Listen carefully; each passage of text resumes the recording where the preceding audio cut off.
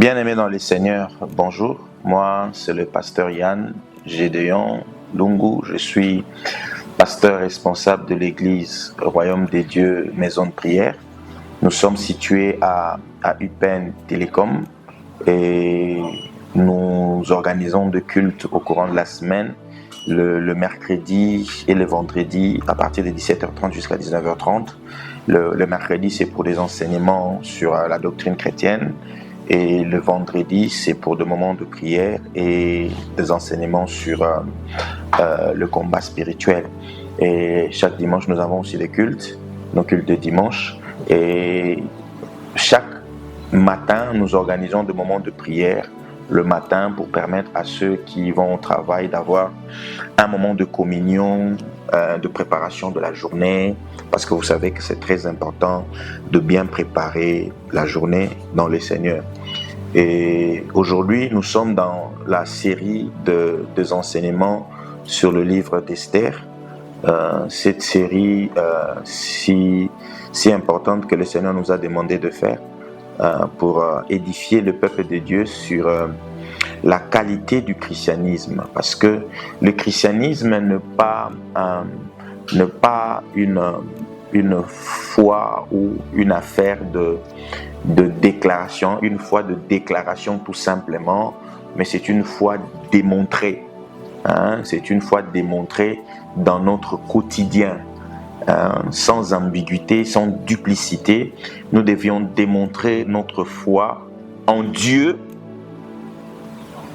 pour que les hommes l'identifient en nous.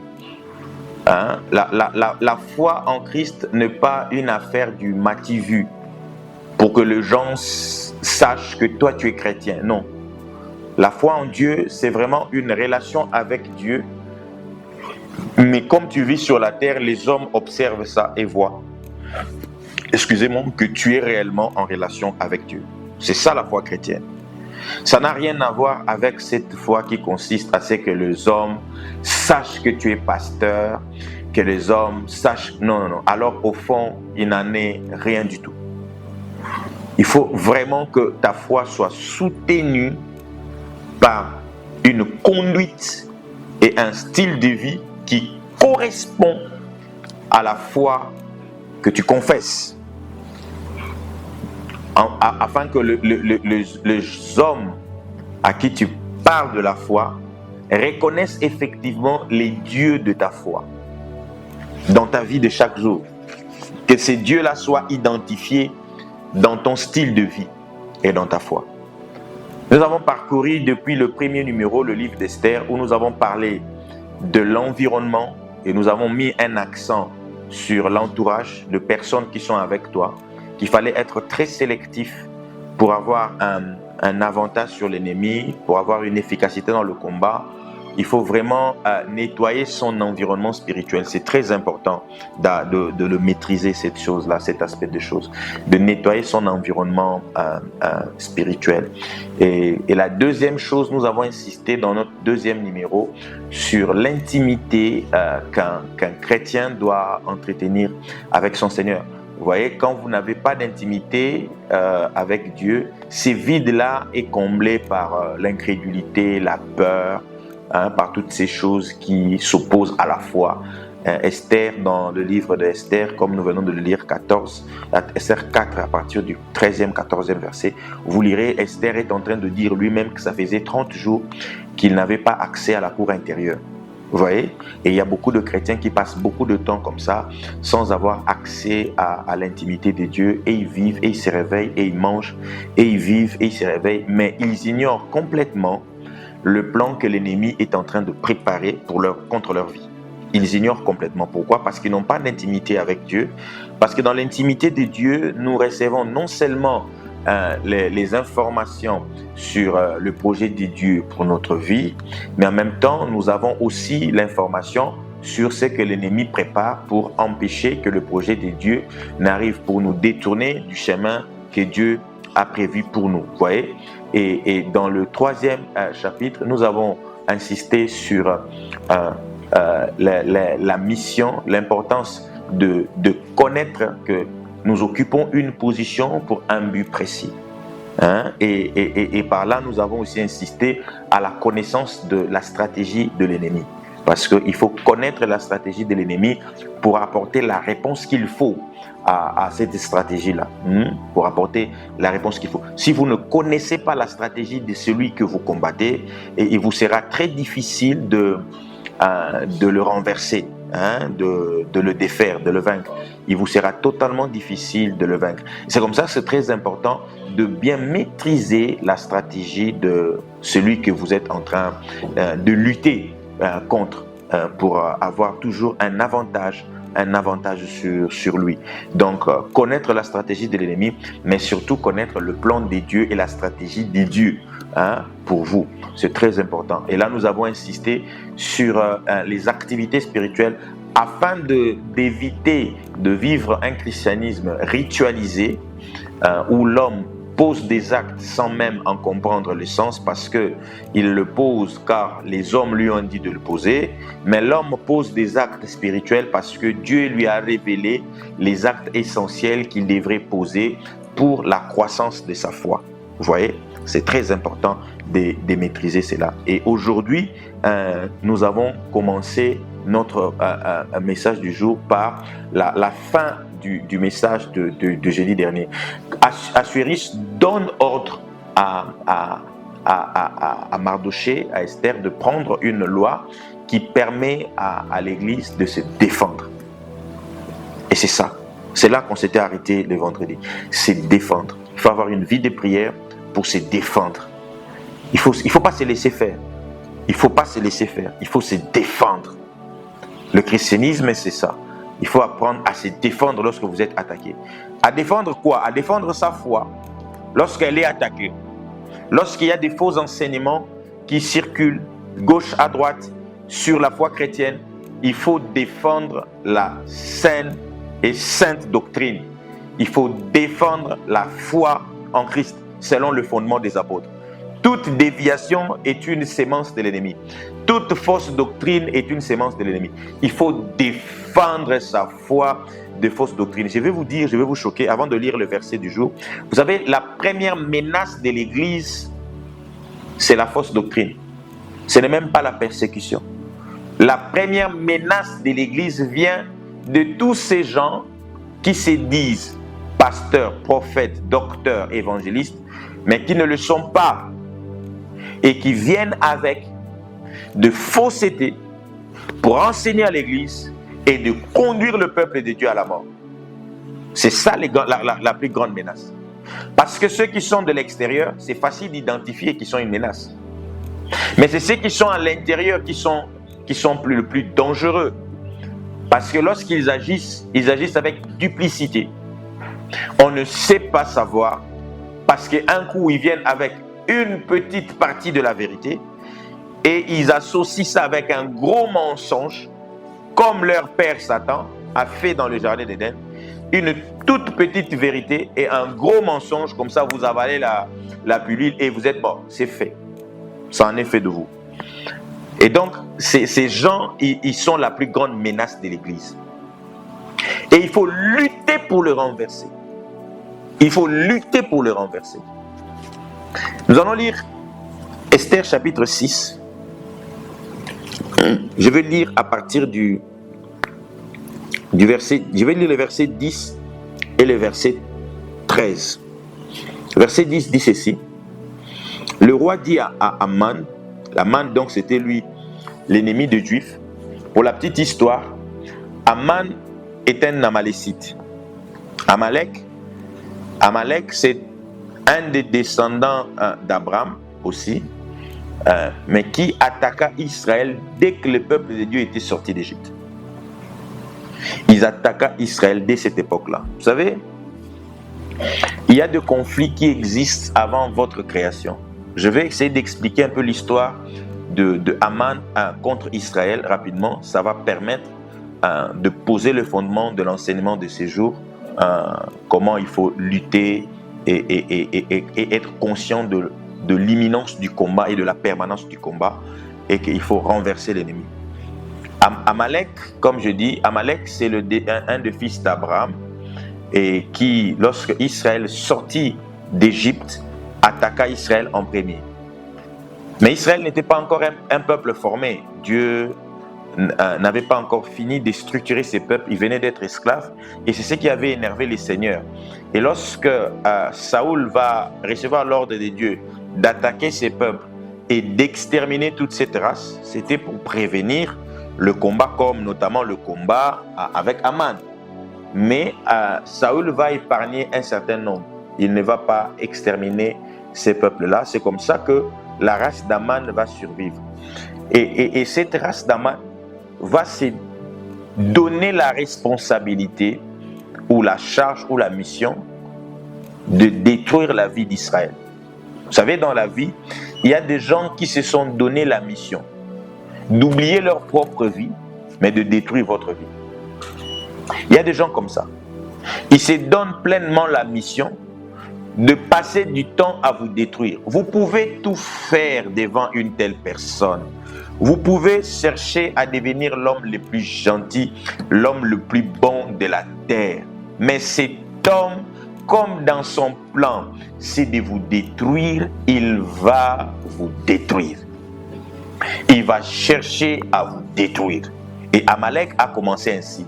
Je disais, Amalek, c'est au début descendant d'Abraham. Et dans l'histoire de l'héritage de l'Alliance, il y a eu beaucoup de conflits. Le premier conflit, c'était entre le fils d'Abraham. Parce que on se disait l'héritage est le droit de l'aîné. Donc, à l'époque d'Abraham, c'est le droit d'Ismaël. C'est comme ça, Dieu, quand il parle, il dit clairement, moi je suis le Dieu d'Abraham, oui, parce que j'ai fait alliance avec Abraham, mais je suis le Dieu qui a continué l'alliance avec Isaac, parce que Dieu voulait mettre un terme au conflit entre le fils d'Abraham, parce que le fils d'Abraham s'est battu sur qui était l'héritier d'Abraham. Les Ismaélites, eux, vous suivrez au niveau du Coran, vous allez voir nos amis musulmans, ils sont convaincus que Ismaël est l'héritier de l'alliance. Mais ce n'est pas ça, parce que eux-mêmes, ils vont tirer de leçons plus tard, lorsqu'ils vont parler de tout le prophète descendant de la lignée d'Isaac. Ils vont se rendre compte que tous ceux qui avaient poursuivi l'alliance étaient plutôt de la lignée d'Isaac. Les conflits au niveau de la première génération s'arrêtent, et au niveau de la deuxième génération, le conflit vient parce que Ésaü est le fils aîné. Les Édomites aussi se battent contre le fils d'Israël parce qu'eux pensent qu'Israël a volé le droit de l'alliance. Il a volé l'héritage de leur père. Et c'est comme ça que Dieu va confirmer encore pour dire « Je suis le Dieu de Jacob ». Vous voyez? Donc, il y a plusieurs conflits qui sont antérieurs à la création du peuple d'Israël que ces peuples-là n'ont fait que subir. Il y a plusieurs problèmes que tu rencontres dans ta vie. Ces problèmes sont antérieurs à ton existence. Tu ne fais que subir ça. Et il faut que tu en sois pleinement conscient. Si tu n'es pas conscient de combat de ta vie, que ces combats ne remontent pas tous de tes propres actes, parce qu'il y en a certains que nous-mêmes nous créons par nos actes, par nos engagements. Il y en a, ils sont jeunes, mais ils vont déjà consulter l'occultisme. Ils sont jeunes, mais ils sont déjà dans le mystique. Ils créent eux-mêmes leurs propres réclamations aussi. Mais certains et la plupart de nos combats sont des combats que nous avons hérités de nos pères. Voyez-vous? Et donc, Amalek, puisqu'il a combattu Israël depuis Abraham jusqu'à l'époque de la sortie d'Égypte, il a continué à combattre Israël à l'époque de Saoul. Et donc, Amalek s'était juré de détruire Israël. Et quand Aman est élevé là où il était élevé, Aman décide de combattre totalement ses peuples. Pour lui, Israël doit disparaître. Vous voyez? Mais les gens comme les Esther et le Mardoché ne connaissent pas ces conflits-là. Ils n'en savent rien. Ils ignorent le fondement de ces conflits. Vous voyez? Ils ignorent ça. Et Aman vient mettre en exécution son conflit. Mais nous venons de lire ici, dans le livre de Esther, que je vais lire tout à l'heure, 10, le roi dit à Aman, prends tout de suite le vêtement et le cheval, comme tu l'as dit, et fais ainsi pour Mardochée. Les Juifs qui est assis à la porte du roi ne négligent rien de tout ce que tu as mentionné. Et je continue, verset 13. Aman raconta à Zérek, sa femme, et à tous ses amis, tout ce qui lui était arrivé, et ses sages et Zérek, sa femme, lui dirent, si Mardochée devant lequel tu as commencé de tomber est de la race des Juifs, tu ne pourras rien contre lui, mais tu tomberas devant lui. Vous voyez? Le combat spirituel, il y a des choses qui sont presque déterminées lorsque vous appartenez à une race. C'est comme ça, le combat spirituel s'est fait essentiellement et efficacement dans le cadre de l'alliance. Si vous voulez avoir victoire sur l'ennemi, il faut être avec celui qui a vaincu l'ennemi. De sorte que votre victoire, de sorte que même si vous luttez, vous ne luttez plus pour la victoire. C'est ce que ce verset est en train de nous dire. Il dit à Aman que tu perdras, quoi que tu fasses devant Mardochée, Aman, sache-le, tu perdras. Si tu es en alliance avec Christ, si tu vis dans l'alliance avec Christ, il y a déjà une victoire pour toi. Mais il ne faut pas que tu croises les bras, il faut que tu luttes. Il dit, nous combattons dans la victoire. Mais d'abord, nous combattons. Nous luttons dans la victoire. Mais d'abord, nous luttons. Si tu ne luttes pas, tu n'es pas dans ça. Dans la victoire. Combattre dans la victoire. Vous voyez? C'est ça la différence. Si tu ne luttes pas, tu ne combats pas, tu n'es pas dans le principe de la victoire. Pour démontrer que tu crois en la victoire de Christ, c'est pourquoi tu luttes. Paul dit, nous aussi nous avons cru, c'est pourquoi nous parlons. Il ne parle pas pour vaincre, mais il parle parce qu'il sait qu'il a vaincu. Il ne lutte pas pour vaincre, mais il lutte parce qu'il sait qu'il a vaincu. Vous voyez? C'est ça. Et Mardochée est engagé dans la lutte contre Aman. Et la prophétie de la lutte est donnée par la femme d'Aman. Je le disais au début, parfois dans la vie, il faut avoir des personnes, de bonnes personnes. Des gens qui peuvent vous dire arrêtez. Même si tout le monde vous dit le contraire, mais tu dois avoir des gens, surtout une femme ou un mari, qui puissent te dire la vérité. Arrête. Tu n'es pas de taille par rapport à Mardochée. Arrête. Si tu continues dans cette direction, tu perdras encore devant cet homme. Arrête. Arrête. Si tu continues comme ça, arrête. Tu vas perdre. Voyez-vous? Mardochée, parce qu'il appartient à un peuple, je prie, là où tu es, si tu n'es pas en Christ, que tu donnes ta vie maintenant en Christ. Quand je dis si tu n'es pas en Christ, ce n'est pas une appellation simplement que moi je suis chrétien, c'est tout. Il faut quitter ce christianisme-là où l'on se contente de déclarer que je suis chrétien, mais il n'y a pas de vie de Christ en vous. Il faut quitter ce christianisme-là, là où on chante à tue-tête que l'on est chrétien, mais il n'y a aucune vie de Christ en vous. Vous êtes dans l'impudicité, dans l'immoralité, vous êtes dans toutes ces choses où excellent l'ennemi, les forces de ténèbres, vous êtes dans toutes sortes de dérèglements, vous êtes dans la magie, dans l'occultisme, et puis vous venez à l'église, et puis vous chantez, vous êtes dans l'escroquerie, et puis il y a une totale confusion en vous, et puis on ne sait même pas où vous êtes. On ne sait même pas où vous êtes. Le christianisme, c'est un style de vie qui n'a pas d'ambiguïté, qui n'a pas de duplicité. Un style de vie unique où vous appartenez totalement à l'Alliance et vous focalisez sur la croix et sur l'œuvre de la croix, afin de triompher sur l'ennemi des hommes, l'ennemi de croyants, l'ennemi des justes, pour triompher sur lui par la croix. Par la croix qui détruit tous les actes. Vous savez,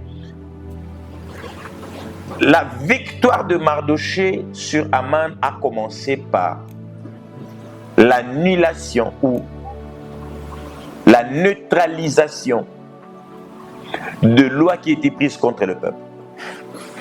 À l'époque de Mardochée, cette loi n'était pas annulée, mais il y a une autre loi qui a été prise. Mais à notre époque, en Christ, vous pouvez le lire dans Colossiens 2, 14 à 15, la loi qui subsistait a été annulée, déchirée et clouée. Vous voyez la différence?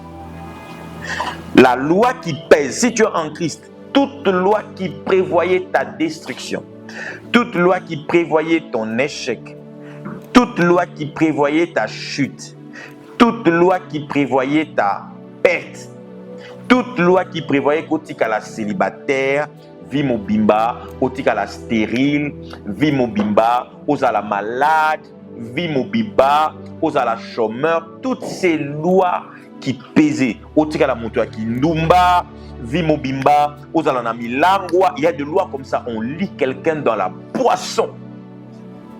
C'est-à-dire la personne elle-même ne comprend pas comment est-ce qu'elle peut boire jusqu'à ces points-là. Il y a un jour, une personne me dit, je ne comprends pas le niveau d'impudicité dans lequel je suis. Je me rends compte que ça me dépasse moi-même. Ça ne relève pas de moi. La personne me dit ça. Il me dit, ça ne relève. Ça doit être quelqu'un d'autre qui habite mon cœur ou mon corps. Parce qu'on ne peut pas être impudique comme je le suis. Il me dit, parfois je me rends compte, quand je suis en train de commettre, je me pose la question, est-ce que c'est vraiment moi qui suis là avec cette personne-ci? Comment est-ce que je puis en arriver jusque-là? C'est comme si quelqu'un d'autre prenait mon corps pour m'humilier. Oui, effectivement, c'est ça. Il y a des lois comme ça pour vous humilier, pour vous éloigner de Dieu, pour détruire votre intimité avec Dieu. Des lois comme ça qui existent dans la vie des hommes.